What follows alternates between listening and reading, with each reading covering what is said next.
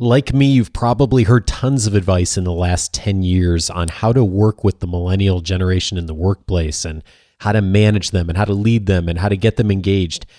But what happens when the millennials themselves now become the managers? In today's episode, how millennials who manage can overcome workplace perceptions and some valuable lessons for all of us. This is Coaching for Leaders, episode 227.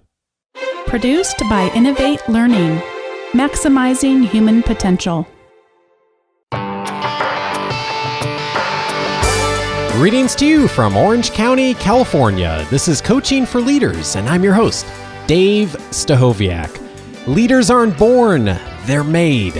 And this weekly show will give you access to the best thinkers, resources, and actions to help you to develop your leadership skills. I'm so glad you're back with us for a conversation today. And speaking of being born, today we're going to tackle the generational question in a pretty big way. And I'm really glad to have back in the studio a friend of Bonnie and mine for a number of years, and also a returning guest to the show, and that is Dr. Chip Espinoza. Chip is the Academic Director of Organizational Psychology and Nonprofit Leadership at Concordia University, Irvine, and he previously was on episode 158 on how to lead the millennials. Chip has been a leader throughout his career at looking at the research around millennials, in particular millennials in the workplace, and how organizations are navigating a question that's challenging not only for organizations and leaders, but also for millennials themselves. And I'm really glad he's back because he is back today with a new book that's just been published. And the book is called Millennials Who Manage: How to Overcome Workplace Perceptions and Become a Great Leader. Chip, welcome back to the show. Dave, thanks. It's great to be back. I think the obvious, well, maybe not obvious question, but is, so this is your third or fourth book now on millennials. Right, this third one. And then next year, we've got the second edition of the first one, Managing the Millennials. Okay, good. Been busy. It's been good. Well, good. Well, we're going to have more conversations in the future then. And this is a topic that it seems as time goes on, there's just more and more conversation that needs to happen. I'm hearing regularly from organizational leaders that we work with on how to navigate this. Why this book now, though? Well, the fascinating thing to me is I love to go and speak on the topic, keynote. And usually after you do a keynote, you do a question and answer period. And that usually drives my research, to be honest with you. So when I was lecturing on managing the millennials, and I would do Q&A at the end, a lot of people would say, well, what about millennials? What are the adaptations they need to make in the workplace? What are the challenges they face when they're coming in? And of course, so then I researched the work for millennials at work to identify that. Well, recently, as I've been doing onboarding with that work, as well as training managers how to manage millennials, during Q&A, people were starting to ask, well, what if you manage somebody that's older than you? What do you do about that? And the challenges that they're facing. And really what's happened is millennials, what I call the first wave, people that went to work before 2009, are starting to hit their first management positions. And so it's getting more and more acute as far as being a problem that they're having to deal with. So the millennials now are themselves becoming the leaders in the organizations that were in some cases struggling with how to reframe their perspective on how when they approach the workplace. And so now they're also running into some of these challenges with, how do I manage some of the people who are coming from maybe a similar framework as them, but are approaching work in a different way than you and I approached work when we came into the workplace. Right, absolutely. And the thing that I write and I take on here, I did a lot of research and talked to millennials who had made that transition. And I said, what were the challenges of moving from being a peer or worker to being the boss of your peers or people that are older than you? And you'd be fascinated by this. The number one thing is a redefinition of relationship with their peers at work. And they talked about how difficult and how lonely that process is, because people that they used to joke around with, hang out with, make fun of the company with, are now saying, look, I don't want to hang out with you. You're the boss now. I had one one female manager say, my friend even unfriended me on Facebook. And it devastated her, but her friend said, look, I don't want you snooping in on my life. You're my boss now. Yeah. And of course, that period of time doesn't last a long time, but while you're going through it, it seems like forever, because all of a sudden, the people that were your friends, that you were socialized with, that you enjoyed about work, they're not the same anymore. The second greatest challenge, and you'll love this, was the fear of disappointing the person that promoted them. Oh, interesting. So they got into these jobs. And of course, if you look at my original work, those millennials that can build relationships with authority figures, that can initiate a relationship, which in my research come out to about 1 in 5, they're the ones that get promoted first because they're trusted. Somebody can communicate with them. But what also happens is that they get this trust sometimes because they appear different than other millennials. And so at the moment that they try to find their own voice and be authentic and lead the way that they believe they should lead or want to be led, then their bosses kind of, confront them about it. And that fear of disappointing that person that promoted you really weighs heavy on them. And so in the book, I really address to say, and this is resonating. I've gotten so many comments on this, and I was really surprised by it.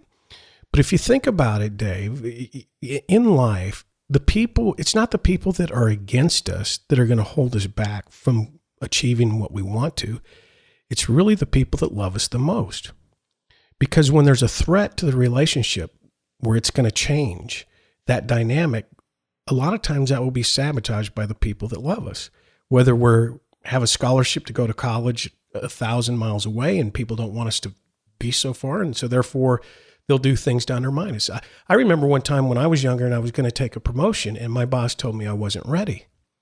And really, as I reflect on it now, it was more of a function that he didn't want to break up that partnership, that teamwork that he and I had that was synergistic, and he didn't want to see that. Oh, interesting. Yeah, that makes sense. And one of the things that I hear you saying too, and you can tell me if I'm reading too much into this, the part of the dynamic is of those millennials who have figured out really how to interact with more senior leaders in their organizations, those 1 of 5, like you said, right, who have kind of figured that out and navigated that. Now they're needing to turn around and to lead the millennials who maybe haven't figured that out or are coming from a different perspective. And all of a sudden now that's a really different dynamic than they've been working towards over the last few years of building more relationships with maybe senior management and not necessarily thinking as much about maybe their peers or the people that are now at the lower levels in the organization. That's probably a big challenge for folks going into that situation. You're absolutely right. And that's where I'm going to play a little more off of that fear of disappointing your boss. Because if you're afraid of disappointing your boss and not doing what you believe you should do in a situation and not finding your own voice as a leader, you'll come off as being inauthentic.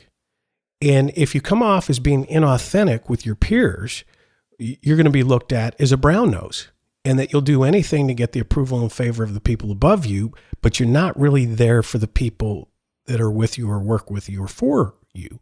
And so you're absolutely right. That definition of building that relationship, rebuilding it with peers, it's critical that millennials find their own voice and that they're authentic. I'm struck, and I'm sure you are too, Chip, in working with organizations, that it's my sense is that this dynamic of that moving into that first management role and the challenge that comes along with how do I interact with people who were formerly my peers, that's something like we just never talk about in most organizations. And yet, like you said, that's a really intense, it's a short transition time, but right, it's an intense transition time that's really difficult for especially a younger person in many cases in an organization to navigate. What, in addition to just being aware that that's a difficult navigation point and that that's normal, what other advice do you have for millennials who are in that position or maybe will be soon of how to navigate that with some success and with some confidence? Well, I have to tell you this, and we've probably talked about this before, but one of my mentors, which I never met, and I wish I'd have gotten on a plane and went and heard him lecture, but was Dr. Edwin Friedman, who was a family systems theorist. And he used the term self-differentiating. And he says, we have to understand where we end and somebody else begins. And we can't allow other people's behaviors or what they say cause us to be reactionary. And so the whole key really is to learn self-regulation, not to get hooked when people go, you're a brown nose, or when your boss says, and by the way, here, if you're a millennial and you're managing and your boss comes to you and says, you've changed since I've promoted you, or, I'm not so sure that you're the person anymore, or you still have a lot to prove. A lot of those things can be triggering comments because that boss is feeling threatened by your own personal growth and where you're going. And what you have to do is you have to self-differentiate. You have to say, that's really not about me. That's about them. And it takes some sense of critical self-examination and self-awareness to be able to determine when is somebody being authentic with us in telling us what we really need to hear, even though we don't want to hear it. And when are they doing it really as a function of trying to find balance in the relationship. And so when you can self-differentiate, you have the ability then to not react in a way that could be detrimental to your own personal leadership or to the interaction with the people you lead. What's different about the people who find that differentiation and find that they have an easier time navigating that and making that distinction from those that just get lost in that mess of like, oh my gosh, everyone's saying bad things about me. How do I really understand what's helpful data and also what's maybe not helpful? Well, I think, and you'll be familiar with this literature, but the emotional intelligence literature. It's that self-awareness piece. And we know that people who are self-aware have a much greater propensity to be able to self-regulate their own behavior and to manage relationships. And so, going back to Friedman, he said that in leadership development, the focus should not be on how do we get followers to do what they need to do. The focus should be on the self, because it's the nature and presence of the leader that most impacts the system.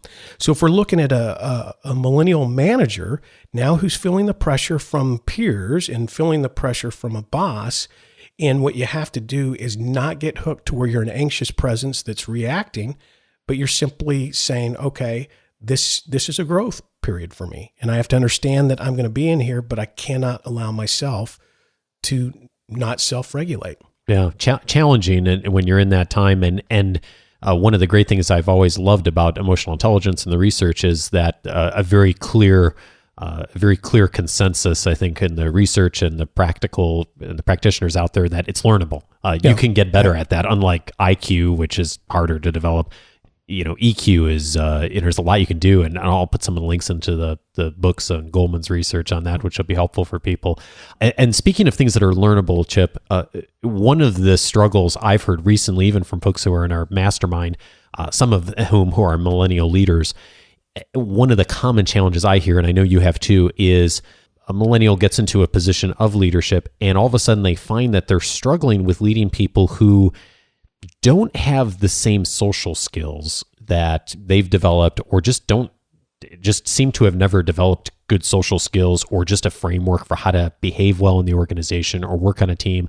And I feel sorry for some of the situations I've heard about recently where I just feel like people show up in organizations coming in and they just don't have they just didn't get the equipment. They just didn't get the support from their family or their educational experience to have developed that. What are you seeing with that? And how have you found that millennial leaders are navigating that with any success? Well, what's fascinating from the research for millennials at work, one of the challenges that they face at the workplace that they profess to face is their own inability to communicate, that they have challenges with communicating with older workers. Oh, so they say that about themselves. They say that about themselves. They know that they come across as curt, short, abrasive. They get that. They struggle with that. They're aware of it. And they really want to have good relationships, but they know that part of it is their own fault. Now, when you look at millennial managers, and by the way, the criticism of people over 35 that are managed by people under 35, one of them is poor communication skills. And what's fascinating is that millennial managers, the younger, so what I would say that 18 to 24, if they're in management, maybe they're in retail or whatever, they they happen to be a little more results oriented and less people oriented, which is very interesting. So they're very direct, and this is what needs to be done and how it needs to be done, and get real frustrated when somebody can't track with them. The millennials that are 25 to 34 scored very high in empowerment, very high in emotional, all these different skills that you would need for managing. But the one thing that came across clear from the older workers was that they felt that the communication skills of millennial managers suffered. Interesting. So that's an obstacle for sure. And I'm curious too, Chip, and you alluded to this just a moment ago, and we actually did an episode about this 2 or 3 years ago about how to manage someone when they're older than you. Right. And Bonnie and I did an episode on this because we both had navigated this a lot in our careers, where we were often the younger person in the room, but in the leadership role. This is a reality for many millennial managers as they get into this role, as they're often managing teams of people, in many cases, everyone who's older than them. What advice do you have for millennials when they're making that transition as well too, where it's the dynamic of, it's not even just them managing a millennial population, but also managing potentially older workers too? Yeah, absolutely. And let's start with communication. Okay. The thing that we're saying they struggle with. One thing to do if you're a millennial manager is communicate in the medium that your older workers appreciate. And for a lot of baby boomers, that's still the telephone. Pick up the phone, call them. You may be sitting across the hall from them, but just pick up the phone, call them, and talk to them that way. Or if it's texting, or if it's email, or whatever, but somebody's preferred mode of communication is to start with that when you build a relationship. And if you don't know, ask, right? Yeah, exactly. Or just watch and see just what watch the way they talk to you. Yeah. I think another thing that's important here too to understand, one of the struggles that millennials had is holding people that are older than them accountable. Okay. So they would cut older workers a lot of slack. And they talked about this, that they would even do their work for them. Interesting. They would overfunction. And because they're achievement oriented, they want to get things done, but felt a little awkward about really being directive or holding someone older accountable. And really a lot of millennial managers get played by older workers. Because they've picked up on, these superhero millennials who really want to shoot to the top and will not fail at any cost. And therefore they have a tendency to some kind of play rope-de-dope, if I can put it that way, with them. Interesting. So let's say I'm a millennial manager and I sense that tendency in myself to maybe that I have a little bit of discomfort of approaching an older worker than I would a peer or someone who's younger than me. Or maybe I get the sense that that's happening a little bit in the organization, as I'm maybe getting a little more pushback from those who are of a different generation. How do you resolve that? Like there's a lot there. I mean, there's a lot of baggage there. I think that comes with a lot of us anytime. And I'm thinking back to one of the reasons we did an episode on this, because we get this question a lot of how do you navigate that? Because it really, we've all been taught respect our elders and all those things that we all learned when we were kids. And, have you discovered any hacks, like people who have just found a way to really help that? Yeah, one of the things, and I mean, this is really quite simple, but just simply go to the person and say, how would you handle this situation?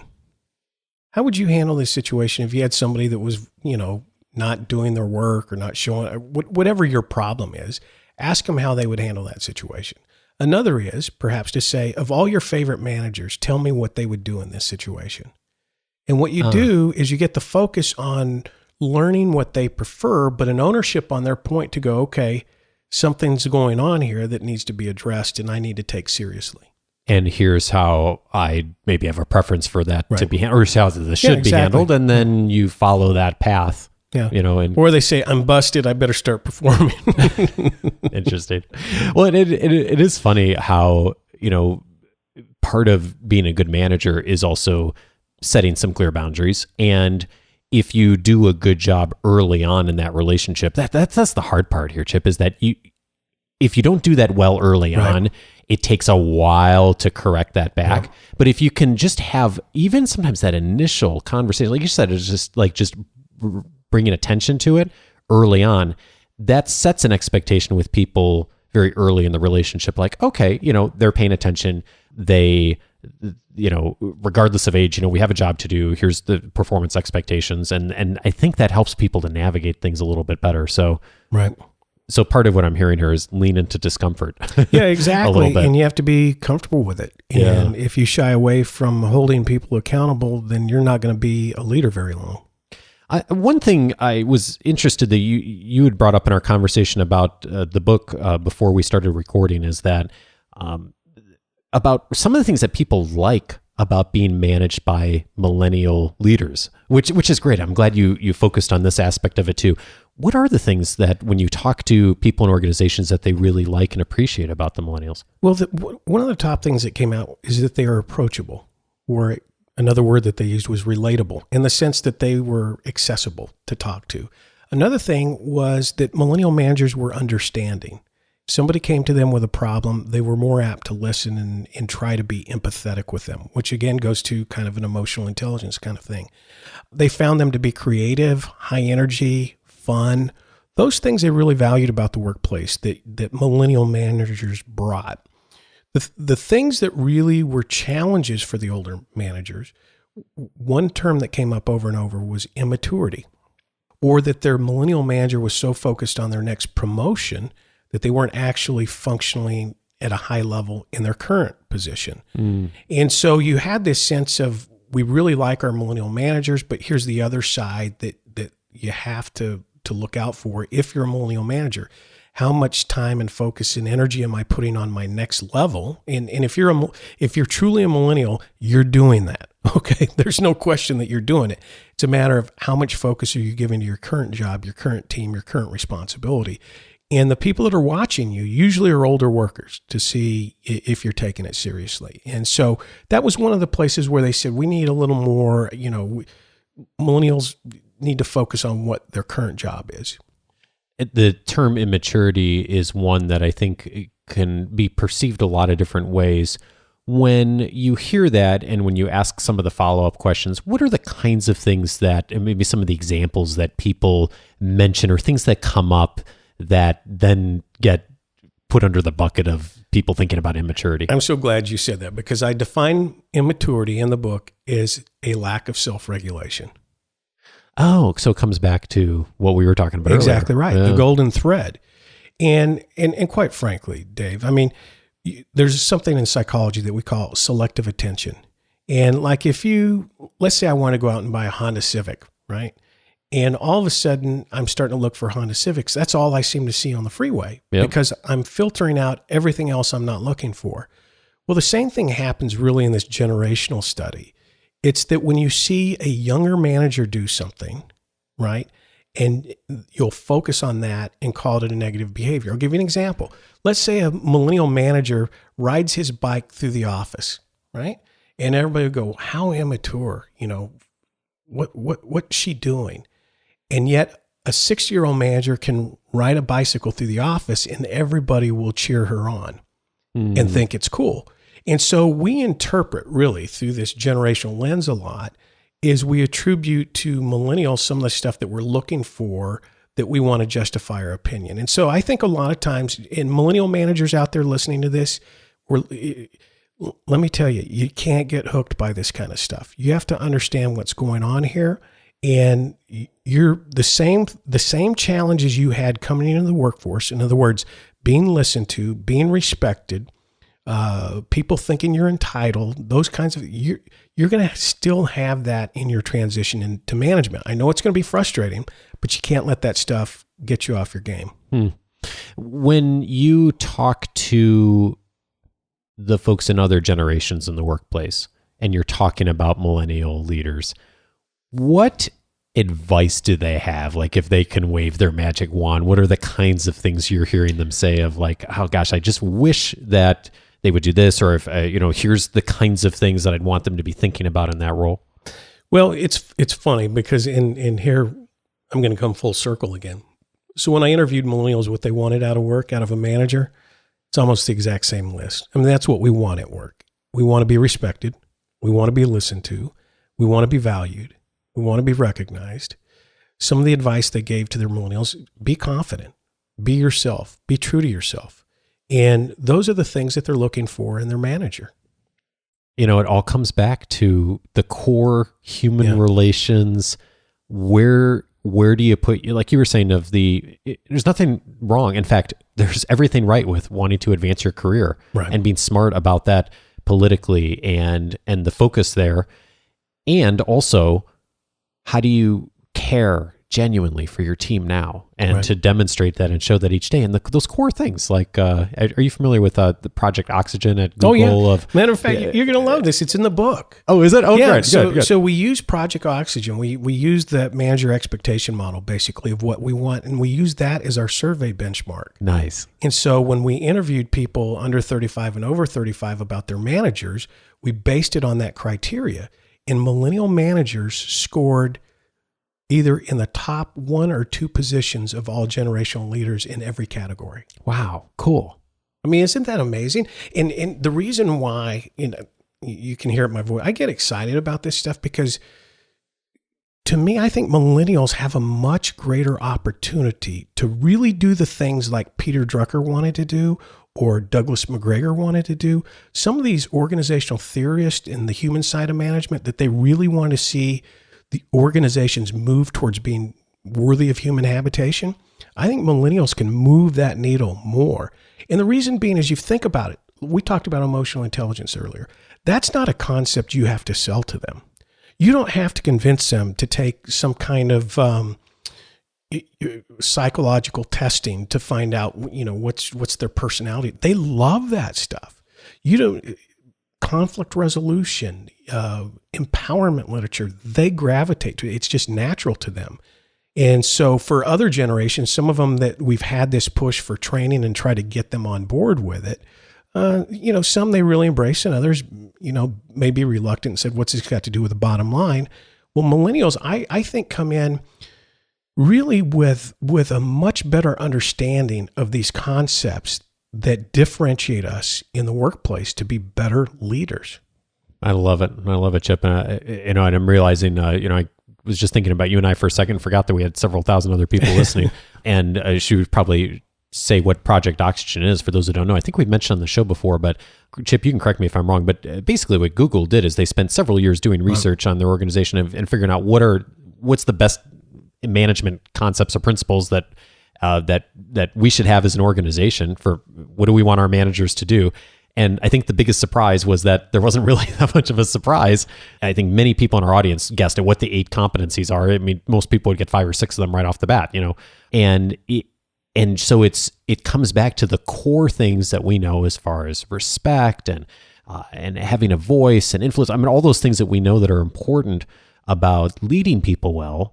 And so it all comes back to that fundamental of how do I, within the framework of my experience and my relationships, how do I stay true to that those core principles that are important in every organization? Right, exactly. And, Google did that study because they started out believing that they didn't need a management level. Mm-hmm. And so once they figured out, well, we need managers. Well, if we need them, we better figure out what they should be doing. And so that's what was fascinating about it. But here we go.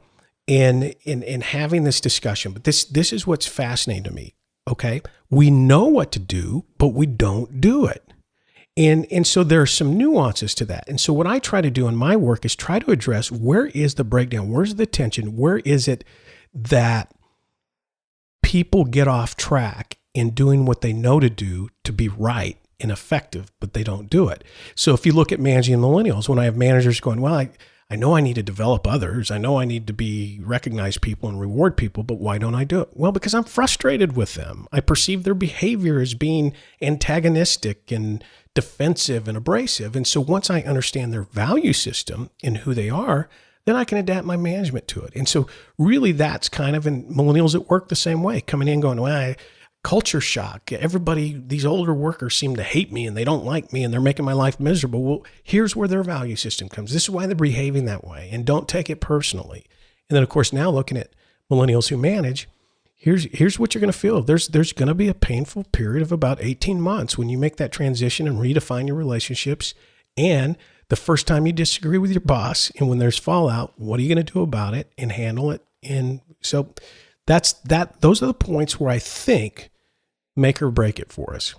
Well, you're so right that common knowledge just is not common practice for so many of us, and it really does require that discipline. And so for those listening who are millennial leaders and maybe are in that even 18-month zone now or just beginning or will be there shortly, what would be one thing that you'd say based on your work with millennials, Chip, that likely is something they already know, but they haven't yet taken the action to bring as part of their behaviors?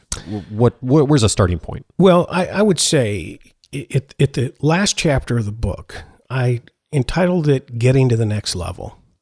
And millennials still will face the lack of experience argument against them when they're trying to get to that next level, because that's the way it is. No matter how much experience they gain, they're always going to have less than those older generations, that are in the workforce. Sure. But lack of experience is something that they can overcome, and they're doing it and they're getting it. So to me, that's not the major challenge. The major challenge they have of getting to the next level is their lack of patience. Oh, interesting. And patience is critical in leadership development. And there's a concept written on, Mitch Cousy wrote a book, and one concept was too much, too fast. You can literally be promoted too fast and beyond your competency, and it ruins your career. I have a wonderful story of a young lady who's a former student of mine who was working for a great company, what I call a sexy company, a company that everybody would want to work for. And it's, you see it in magazines and it's glamorous. And she had been in a job for about 4 years, and her boss left and she put in for the job, and only to find out she didn't get it. And they brought somebody from a different part of the company. Another year goes by. That person leaves. She applies again, doesn't get it. And they bring a person from another part of the company to work it. So now this person's resigned a year later, and she's thinking about putting in for it, but decides, no, I'm going to go to a different company. I'm tired of being told no. She finds out a week before she's going to interview with a new company where she's set to leave in her mind. She gets called in by her boss, her boss's boss, and she says, look, we've been grooming you for this position for the last 2 years. We wanted to hire you the first time. We felt like it would be too much for you at the time. So we brought the best person in the company from this area for a year and the best person in the company in this area for a year. And now we want you to have that position. Oh, wow. Well, she's blown away. And she talked to me about it in the stories in the book. But she said, I wish they would have told me up front. I said, but here's the problem, really, for millennials, is there are no guarantees. So companies aren't going to say, look, hey, in 2 years, we're going to give you this position. They're just not going to do it. They're going to look at how you respond to the training, how you respond to pressure, deadlines, all that stuff. Can you self-regulate your behavior? Because now they're looking at you to move up the ladder. And so for her, she goes, well, I wish they would have told me they were developing me. It would have made that a whole lot easier. And I said, well, yeah, in a perfect world, maybe that's what we should do. But the fact of the matter is, we have to learn patience. We have to ask ourselves the questions. Maybe there's a good reason I'm not moving at the pace that I want to move at, but I'm moving at the pace the company wants me to. What can I learn during this season of my life that I'm not moving at the pace that I want to move at? And patience is really the key, I believe, for this generation to really do something special. It's the one thing they're going to have to do a little better on. Chip, we framed this conversation around millennials, but the advice is really helpful for, I think, any generation, any age in the workplace. I mean, so many things you've mentioned, I think, regardless of your age, regardless of your experience, are the kinds of things that we should all be thinking about when we're thinking about our career and how to influence people well. So thank you so much for your wisdom. Thank you for your work in this area. I mean, speaking of patience and commitment, I mean, you've had such a commitment to this work and to this generation over 3 books, working on 4, your research, your academic work, the work you do in organizations. So thanks for being a leader in this way. And I really do hope people will check this out as a good model to be able to utilize. Well, Dave, I appreciate it. And I have to just close with this. And I really wrote this book as a labor of love because millennials have done so much for me in my career. I love them in the classroom. I learn from them. They're remarkable. And this book I wanted to write for them. And you're right. This is a management leadership book. It could apply to anybody. But I wrote it to them because that's who I really want to help get to the next level. Chip Espinoza is the author with Joel Schwartzbart of the new book, Millennials Who Manage: How to Overcome Workplace Perceptions and Become a Great Leader. Chip, thanks again. Thank you.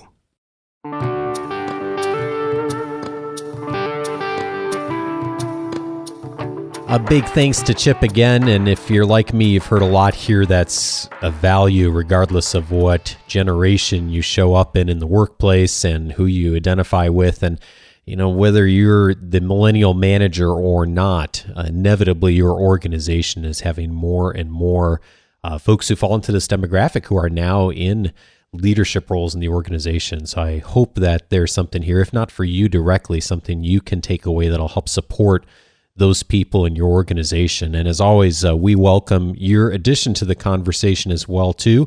You can reach all the show notes for this episode at coachingforleaders.com/227.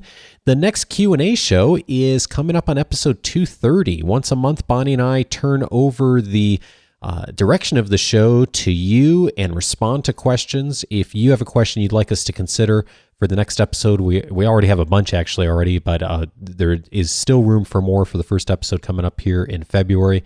Go to coachingforleaders.com/feedback and you can submit your question for consideration. And if you're not already subscribed to the show, please do so. You'll get episodes every Monday. Just search for Coaching for Leaders on whatever app or service you're using. And while you're online, if you haven't already here, take a moment to join the weekly leadership guide. I deliver it to your inbox every Wednesday, and it includes my thoughts and recommendations on the best articles, podcasts, videos, and books that will support your development between the shows. It also will include a link to the show notes each week.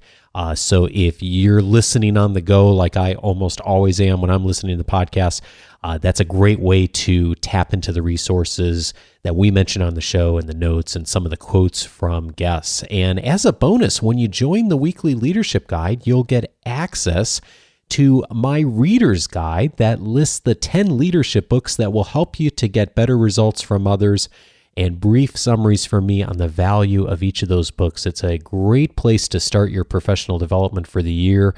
And if you read even one of those books on the list this year, it will help you to lead more effectively. I know it will. So if you'd like access to that guide and the video that comes along with it, just go to coachingforleaders.com/subscribe, and that will get you started with everything that'll be helpful for the Reader's Guide. And finally this week, a big thanks to David in the UK, Tracy in China, Keith in Australia. Great to chat with you, Keith. And Annie, Hanif, and Craig here in the States for the great reviews on iTunes. Thank you so much to all of you. I am very grateful. If you have been listening to the show for a bit and find that you can offer a review on iTunes as well, or whatever service you use, it's a huge help in the show continuing to grow.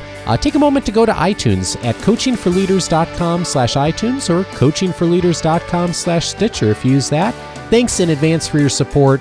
Have a fabulous week, and I'll look forward to talking with you next Monday. Take care.